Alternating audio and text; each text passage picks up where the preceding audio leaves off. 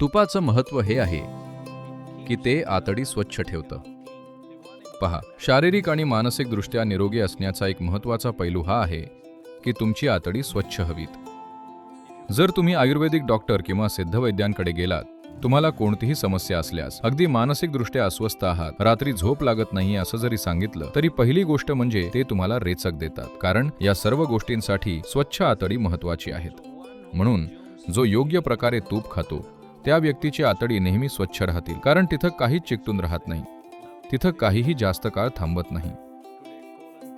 आज पोटाचा, आतड्याचा कॅन्सर खूप वाढत आहे. तुम्ही ते पूर्णपणे टाळू शकत नाही, पण तुपाचं विशिष्ट प्रमाणात सेवन केलं तर त्याची शक्यता खूप कमी होईल. आणि तूप योग्य गुणवत्तेचं असलं पाहिजे. मला माहित नाही की आजकाल लोक कोणत्या प्रकारचं व्यावसायिक तूप खात आहेत, पण जर ते तूप गाईच्या दुधापासून किंवा म्हशीच्या दुधापासून योग्य प्रकारे बनवलं असेल तर त्याचे अनेक महत्त्वाचे लाभ आहेत. एक विशेष लाभ म्हणजे ते यंत्रणेतलं तेज वाढवतं. पेशींचं तेज वाढेल आणि तुम्हाला यंत्रणेमध्ये जिवंतपणाची एक उच्च जाणीव असेल.